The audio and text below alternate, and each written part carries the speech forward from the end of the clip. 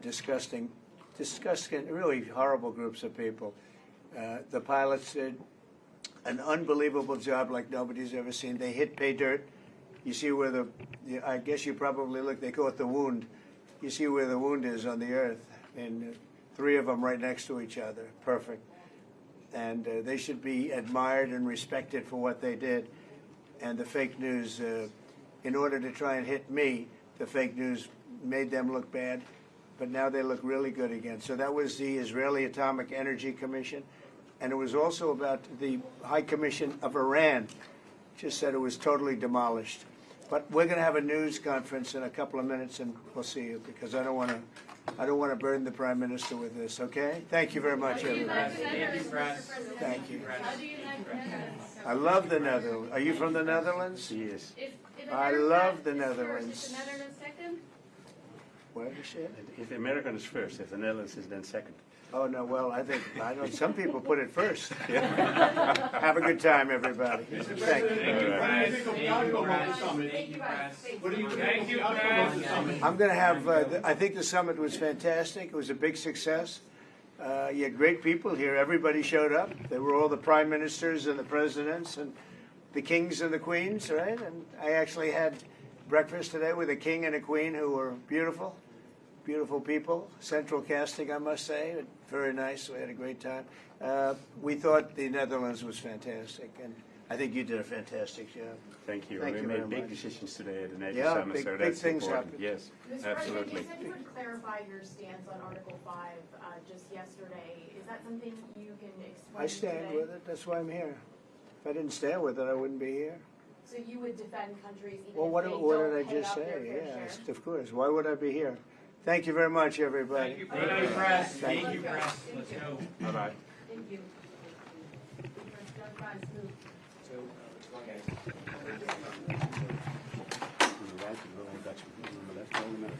Yeah. Oh, is that right? Yeah. It's a naturalist.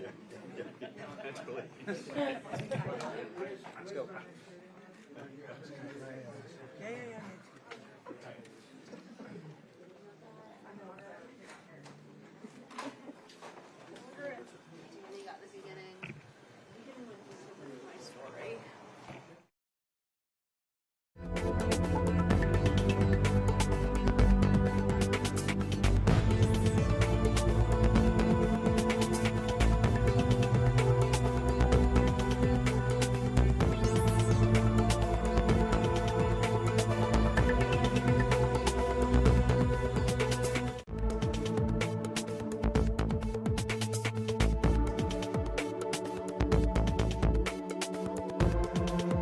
is committed to NATO.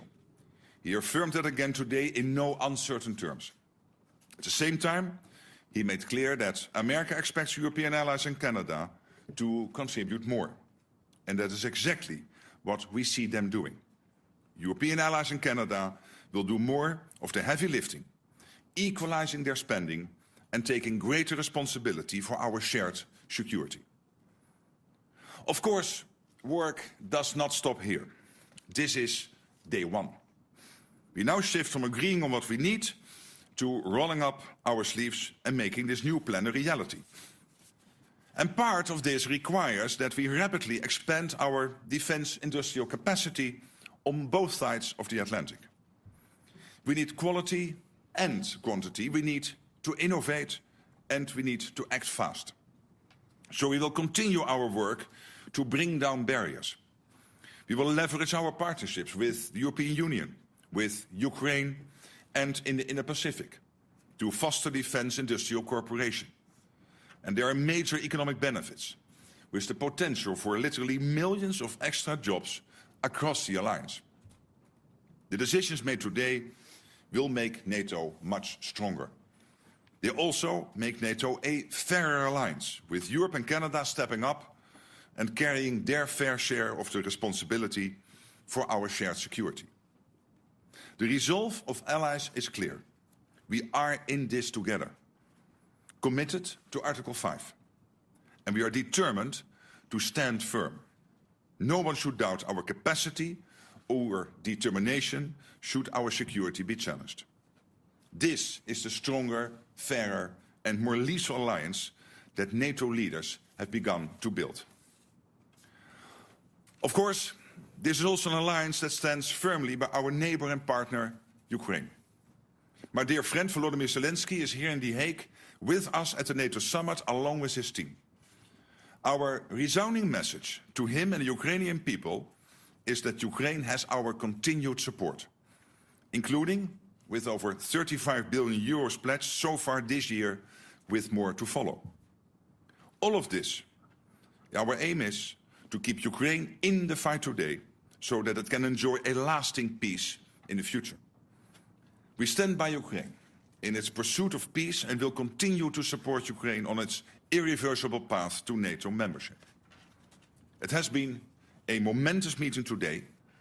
Leaders have agreed on a trajectory that will ensure we are able to safeguard our freedom and security well into the future.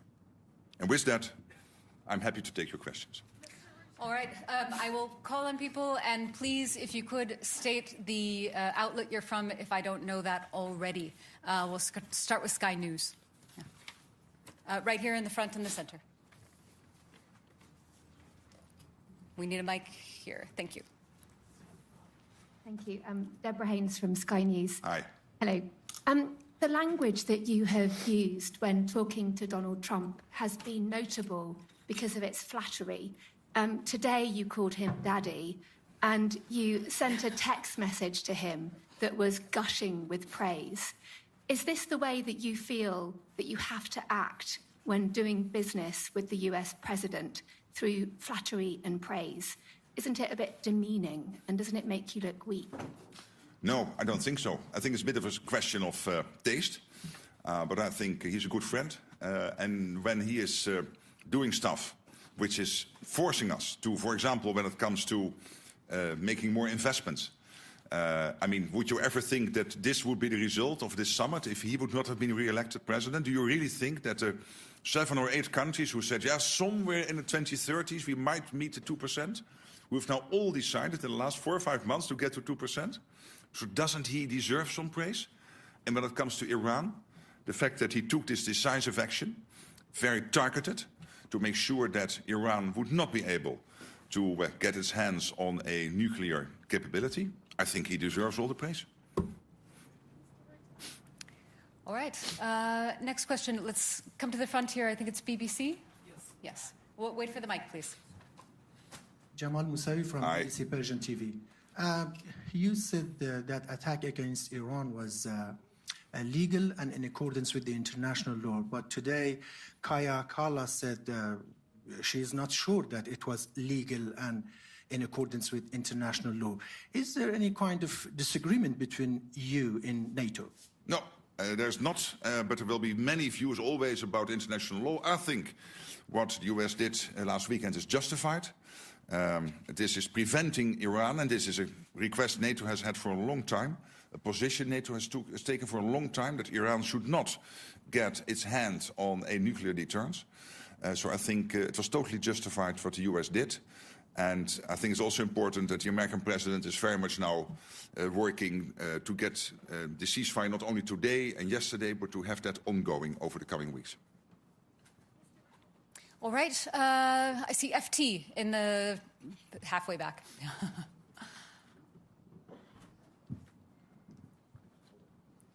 She has to hold it. Secretary General Henry Foy, Financial Times. Aye. The floor.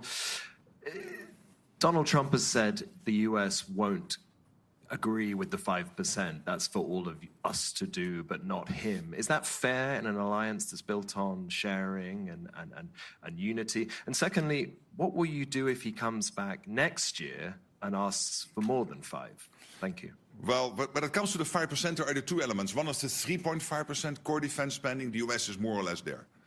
And when it comes to the 1.5% defense-related spending, we can safely assume that the US is doing that. When you look at their enormous capacity when it comes to fighting cybercrime, hybrid threats, when it comes to their infrastructure investments, when it comes to developing the defense industrial base. So I think we can safely assume that the US is more or less at that 5% already. All right.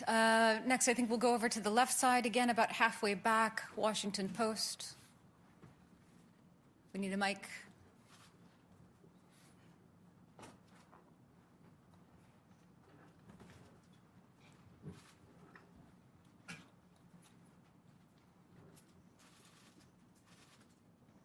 Thank you, Secretary General Ellen Francis, Good afternoon. Washington Post.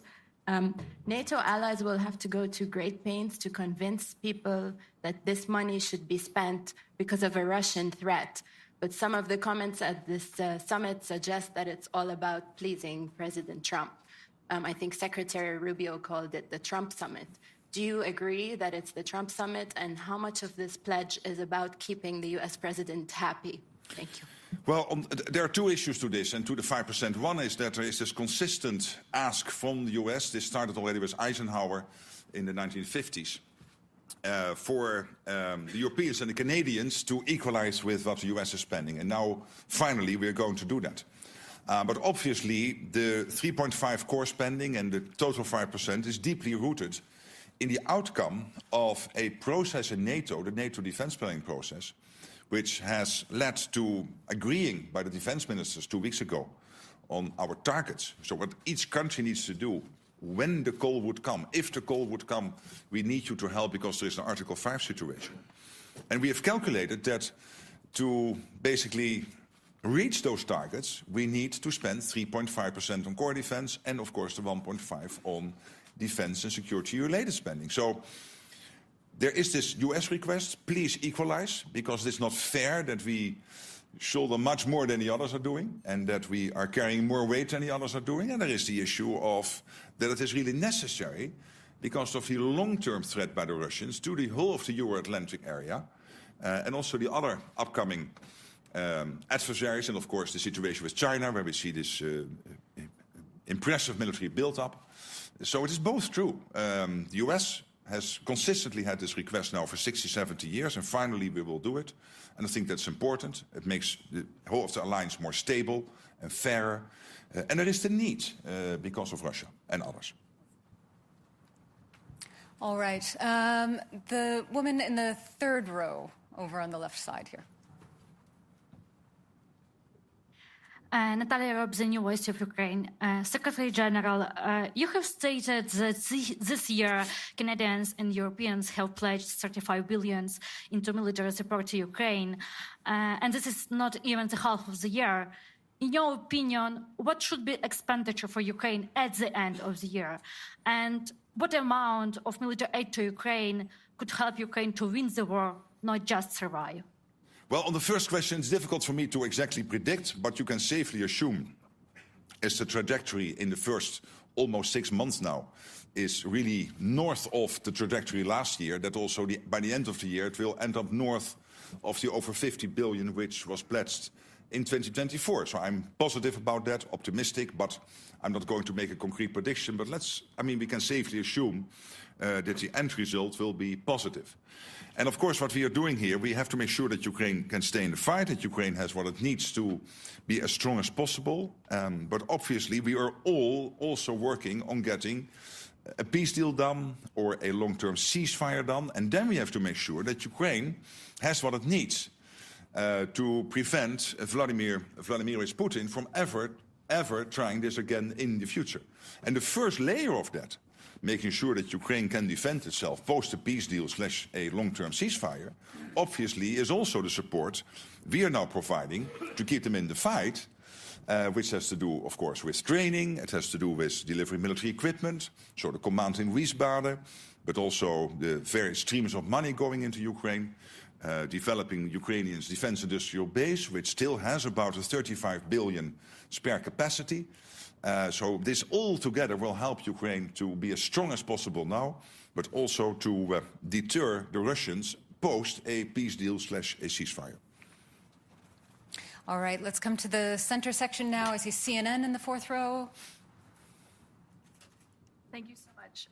I want to follow up on what you just said about the strikes in Iran, but first, can I ask you on Article 5, do you believe that Article 5 is subject to interpretation? Well, Article 5 is absolutely clear, and at the same time, we have always said we will never go into details when exactly Article 5 will be triggered. And why not? Because we don't want to make our adversaries any wiser. And to follow up on Iran, sir, you just praised the U.S. strikes in Iran, saying that you do believe it will help prevent Iran from getting a nuclear weapon. There have been questions about where that highly enriched uranium is and if Iran moved it before the United States struck on Saturday night. Do you have concerns about that and whether or not it poses a threat to NATO? Look what happened last weekend. American B-2s, nobody in the world is able to do this. Only the United States. You are 25% of the world economy. You are by far the biggest military power in the world. Only the United States is capable to do this. So the B-2s, the fantastic pilots in those fighter jets, the bombs which were used to get deep into these nuclear facilities in Iran, nobody has that type of stuff. And history made you the leader. History made you the ones who have to take action when it is necessary. And I think what President Trump did here is take a very targeted, chirurgical operation to take out as much as possible Iran's capability to get to a nuclear weapon. And I commend him for that. And obviously it's now up to all the studies being done and all the detailed look into what exactly has been the effect of this. But I'm personally very optimistic that this has dealt a massive blow to Iran. All right, we have a very full room and limited time. Next question to the front row.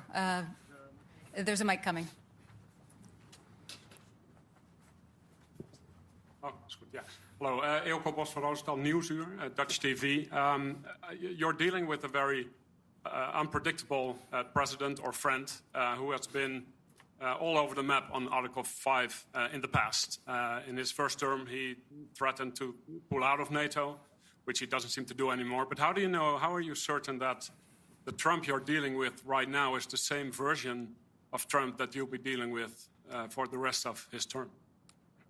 I've now known him for almost 10 years. He's a good friend. I trust him. He was totally right that Europe and Canada were not basically providing to NATO what we should provide, and that the US was spending so much more on defense than the Europeans and the Canadians. Now we are correcting that. We are equalizing. I think it is a man of strength, but also a man of peace. You've seen that basically now with Iran. The man of strength being able to command his B-2 bombers to go into Iran to take out that nuclear capability, but also the man of peace who is then immediately following up with making sure that Israel and Iran will commit to a ceasefire. And I think this is exactly what you want the American president to do, provide that type of leadership. And so I find him very predictable. Next question, all the way in the back. I don't think so. DPA.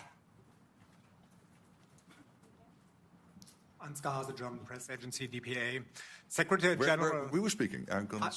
Here. There you are. No. Yeah, in fact. I cannot see you. I can only answer the question if I see you. Can you stand up? Oh, you're really in the back. Sorry, yeah. Please. Thank you. Secretary General, I would like to come back to Article 5. Did President Trump promise in the meeting that he would stand by the allies until the end of his term? And if so, did he promise it without any conditions? Can I ask you, and not you, you're a journalist, so you're totally, of course, free to ask all those questions, but through you to some politicians in Europe and Canada to stop worrying. The United States is totally committed to NATO. The United States is totally committed to Article 5. How many times do we want them to say this? And as I said before, we have now had half a year when we constantly ask the US, are you with us, with NATO, with Article 5? So let's look for another country in NATO, one of the other 31, Iceland, the Netherlands, France or Canada, for the next half year to answer that question.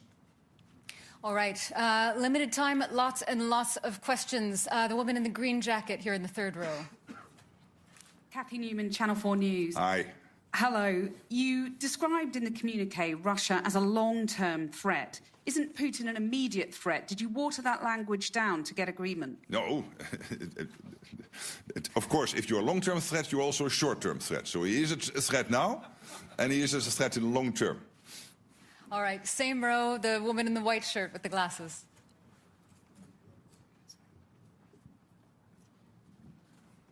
Thank you. Ida Hallikainen from Ilta-Sanomat, Finland.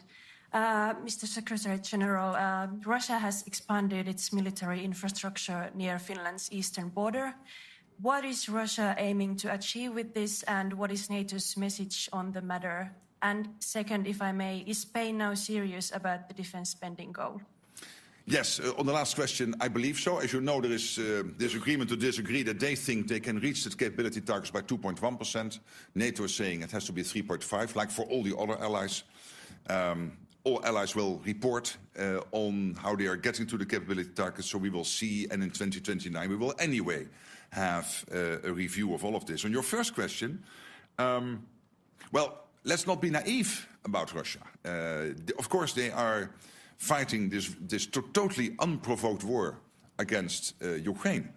But at the same time, and this is what we have been hearing, open source from many senior military leaders in Europe, including the Chief of Defense in Germany, they are building up their armed forces and reconstituting their armed forces at such a pace that they could be ready in 3, 5 or 7 years to attack NATO.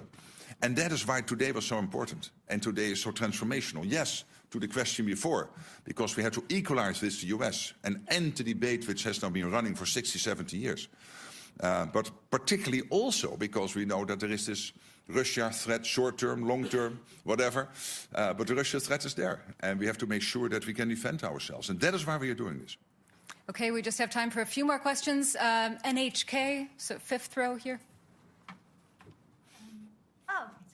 Sacha from NHK, the public TV station of Japan. Thank you. My question is about the IP4 countries, but which were here in The Hague. But so I know you've been mentioning that you won't lecture the whole world, but since you were able to make this historical decision today, do you think this would trigger other countries like the IP4 countries to think twice about their threats around them and their defense spendings? Well, we have this close cooperation. I had yesterday an excellent meeting with the Japanese foreign minister. We will have a meeting with the senior leaders from the Indo-Pacific 4 countries later today, and there will be another meeting also with President Zelensky and European leaders. So, but with the Indo-Pacific 4, we will also meet. And this is because we know that our two areas, so the Euro-Atlantic and the Indo-Pacific, are getting more and more connected. Look at North Korea being so closely involved now in the war effort, and North Korean soldiers fighting on European soil against, on the Russian side, against Ukraine. That is rather historic. So this cooperation is important, where it's very much focused on innovation, very much focused on procurement, on defense industrial production, making joint assessments of what is happening in the Pacific, what is happening in the Euro-Atlantic, and how the two are more and more interconnected. And I must say, when I'm speaking to the leaders, and I was visiting Japan early April, having a long meeting with the Prime Minister, and I met him again last week in Calgary at the G7, but also the leaders of the Republic of Korea, Australia, New Zealand, they all are very much aware that, of course, part of having a deterrence is that you spend enough on it. And you see in all these countries debates ongoing on doing more where possible. But it is not up to me to advise them. Let me concentrate on the 32 and make sure that we do what we need to do. But I think that debate is taking place also in many countries outside NATO. Okay, I think we've just got time for a couple more questions. The center, fifth row, gentleman in the very center there. Yeah. Yes, my name is Heikki Aitikoski. I'm from the Finnish newspaper Helsingin Sanomat. Did you exchange views on Vladimir Putin and Mr. Trump seems to be in rather friendly terms with him? It would be interesting to hear what you talked about him. I've not changed my views on Vladimir Putin. I don't trust the guy, and of course I had a lot of dealings with him personally when we had a terrible situation with flight MH17, the Malaysian airline flight MH17, being shot out of the air by Russia in July 2014, and Putin telling me that he was not present in the Donbass and that he had no dealings in Ukraine and this, that, and the other, and these were all lies. We know that. Okay, for the sake of geographical diversity, all the way in the back, Telegraaf. Pim Cedee, the Telegraaf. Ms. Rutte, I have two short questions for you right here at the back. How do you think Vladimir Putin will look at this NATO summit in The Hague and the appointments being made between the 8 NATO allies? The other question, completely different one, but how big is the role of the Dutch King, Willem-Alexander, the Queen, and also Amalia in organizing this NATO summit and making it into a success? A big role. Last night was really amazing, and I mean, we are both Dutch, and we can be very fortunate to have this royal family.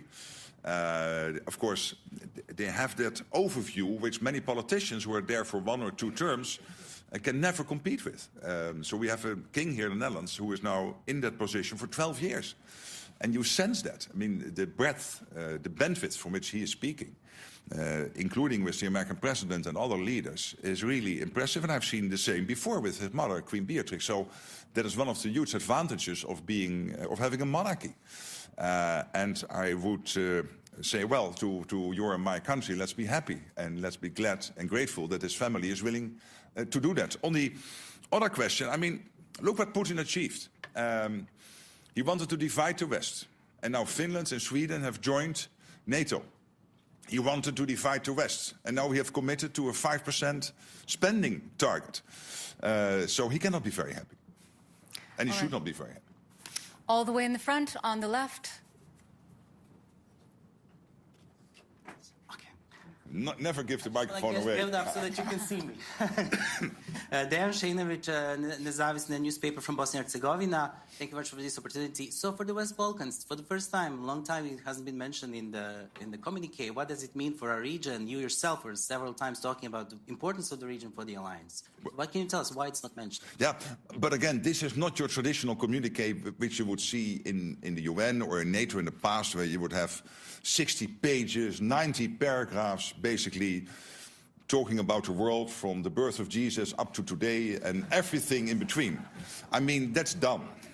We try to focus. So we are still very much concerned. KFOR is there in Kosovo. EUFOR is there in Bosnia and Herzegovina. I was visiting the region, had extensive talks with the leadership in Bosnia, in Kosovo. I had a dinner in Brussels with the president of Serbia. So we are very much involved as NATO. The EU, of course, is very much involved. We closely coordinate with Kaja Kallas and Ursula von der Leyen on the European side. But what we really want to do here is not to recall all the language, like the irreversible path of Ukraine into NATO. It's still there, nothing changed. But really to focus on 3 core issues in 5 paragraphs. And one of the paragraphs is about the next meeting. So basically 4 paragraphs. And that is about, as you know, production, spending, and Ukraine. Okay, final question to the young reporters in the front. Yes. We'll get a mic to you. Just a moment. Thank you very much for this opportunity, Secretary General. We are the youth correspondents. Absolutely. And you are here now for 2 days, and you've been marvelous. Yes, thank you. There's a lot happening in this world, and many children worry about it. Do you think we children can also fight for peace? Or should we trust that you could bring peace to the world? Thank you. But I cannot personally bring peace to the world. What we can do collectively is to make sure that we are so well prepared, we are so strong, that nobody will ever attack us. So the best way to preserve your future and that our children can live in a democratic, free, open society where you can be who you want to be, think what you want, have free press, what we basically have in the West, and let's be honest, it's fantastic, is to make sure that we spend enough on our defense, particularly if we know that we have some adversaries who are really trying to get at us. So that's the best way to preserve your future. And that's what we try to do today, to make that commitment. But you standing here is really touching. And we have seen each other now for 2 days. We know each other for some longer time. I really want to thank you both. And in you, all the free press sitting in this room, for your fantastic work. And see you soon, in Brussels or elsewhere. Bye-bye. Take care. Thanks. Thank you all very much. That's all we have time for today.